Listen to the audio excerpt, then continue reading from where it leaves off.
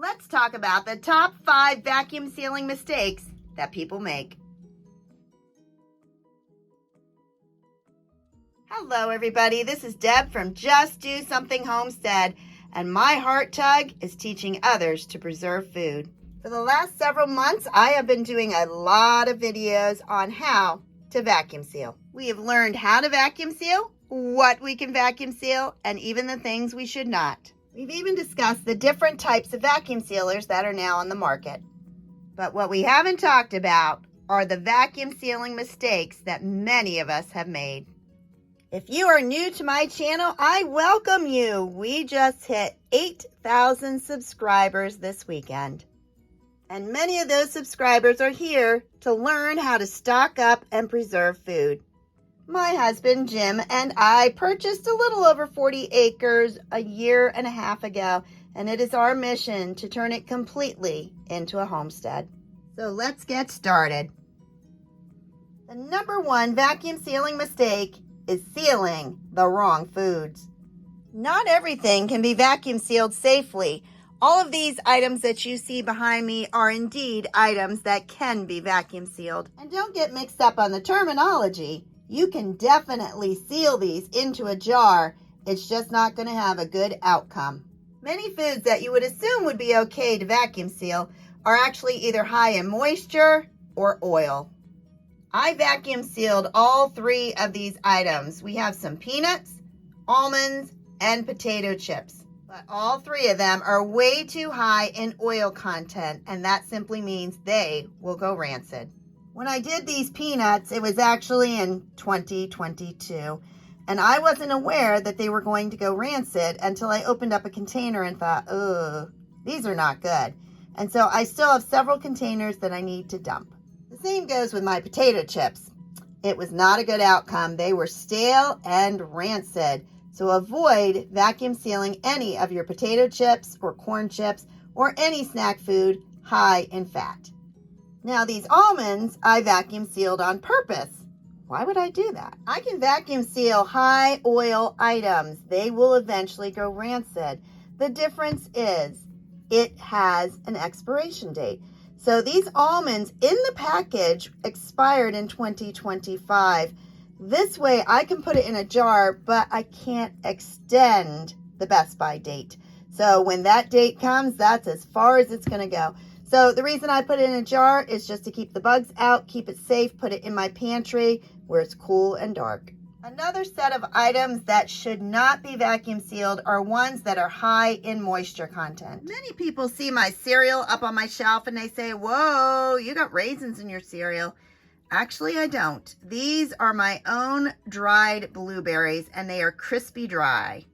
I have several friends who actually vacuum seal their raisins, and no matter how many times I tell them that I'm concerned that it may not be safe, they say they've been doing it for 20 years and they're not going to change. But for me, I've done a lot of research and everything I came across said that if there's too much moisture, it can grow bacteria. I'm simply not going to risk it. And then you have brown sugar. Brown sugar is completely different than most of your baking ingredients. It has molasses in it, which creates this moisture. If you put it in an airtight container, it often will just dry out and become a brick.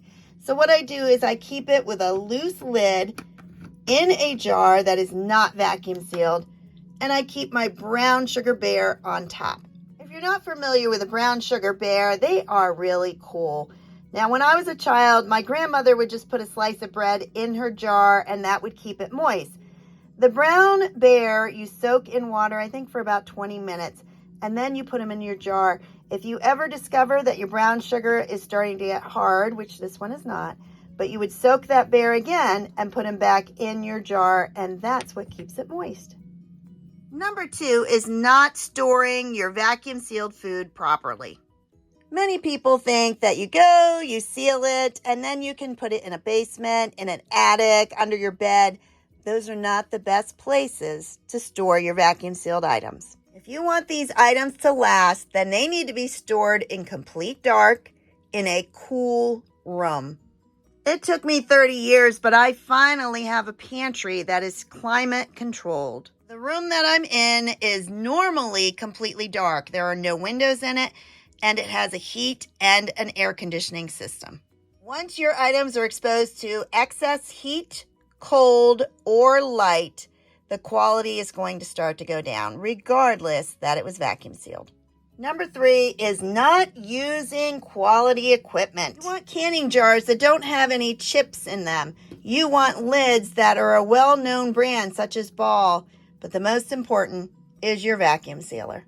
Subscribers know that I am constantly singing the song of how I love my Food Saver, and I have had my original Food Saver for 11 years plus. I use it heavily. I'm talking about nearly every single day. I've never had a false seal. The one that you're seeing right here is the Food Saver FM5200. This is my second one. My first one lives in my kitchen because I use it constantly. Unfortunately, I'm a firm believer in you get what you pay for. My first one was over $200. This one is my second one. This was less than $200, but it was not a $20 Food Saver. If you're in the market for a Food Saver, always make sure it has a port. This is what's going to enable you to seal jars. And many of my subscribers say they find this exact same model in thrift stores. The other Food Saver that I use constantly is my little handheld. I bought this one for less than $20 this year at Ollie's. But when I just looked it up on Amazon, it now retails for $44. This handheld is rechargeable, and I love that about it, but it's not as powerful as an electric vacuum sealer. I use it most often in my kitchen to reseal jars that I'm going to be using in the near future. But if you only have $50 or less to spend, I say this is a good choice. The only vacuum sealer that I definitely dislike and cannot recommend is this one right here. The Electric Mason Jar Vacuum Sealer VP05. For less than $30, you can get a subpar sealer from China. It may seal immediately, but every single jar I tested lost its seal within 6 months. And again, I have subscribers who swear by this little thing and say it's the best thing that ever happened. If you bought it and you love it, go for it. But for someone who is looking for a quality vacuum sealer, I just cannot recommend it. And on that note, I'm going to show you exactly how to vacuum seal. You're going to need a vacuum sealer of your choice, a canning jar, a flat or lid that fits, a ring, and of course, an item that you want to vacuum seal. Today, it's going to be semi-sweet chocolate chips. Make sure you washed your jar in hot, soapy water and have dried it completely. I like to air dry it overnight. And fill your jar. I am using a wide mouth funnel to make sure that my chocolate chips go in the jar and not all over my counter. They fit about perfect in this wide mouth pint jar. I'm going to run my hand across the top, make sure there's no crumbs on there, and place the lid on top. You're going to need these attachments that are a separate order. I was able to get them off of Amazon. At that point, they used to be under $10. Now they're about $13.99. Place it on top of your jar and make sure it's on there solid. Plug in the port, and then you're going to turn on your vacuum sealer and turn on accessory. It will shut off when finished.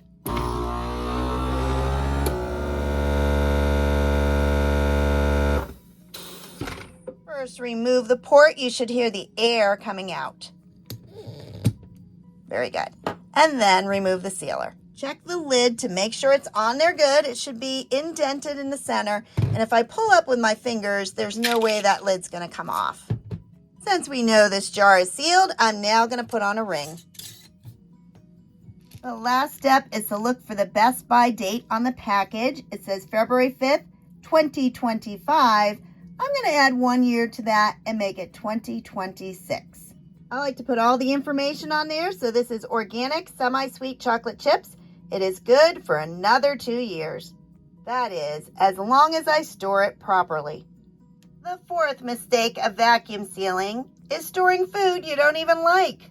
If you watch many videos on stocking up on food, you're going to hear them say the same thing over and over. You need to store rice and beans. I'm okay with rice. There's many ways you can cook it, and, well, I actually enjoy rice. But beans, oh mercy, beans make me gag. The first time I admitted that on a video, I got slammed. Why would you vacuum seal something that you don't eat?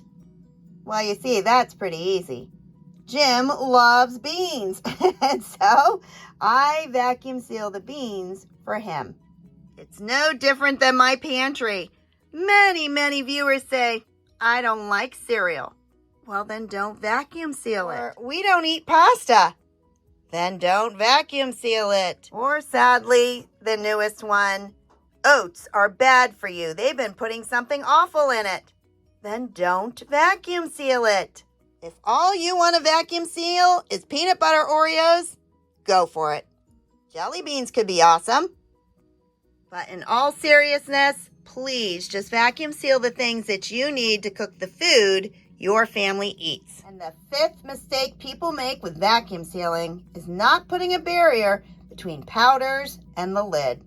You may be wondering, what in the world is she talking about? Powdered items such as flour, confectionery sugar are extremely small particles. If you don't put something between the flour that you have here and the lid, which goes to your vacuum sealer, you're literally going to suck all this flour through the lid, around the side of it, and into your vacuum sealer. It's going to give that vacuum sealer a very quick death. But fortunately, there's a very quick and inexpensive solution. All you need are some all-natural cupcake liners, a paper towel, a coffee filter. Any of those will work.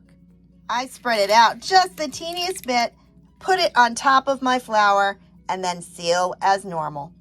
And there you have it. The top 5 vacuum sealing mistakes. Tell me below the best things that you vacuum seal. Share any tips you might have, like the cupcake liners.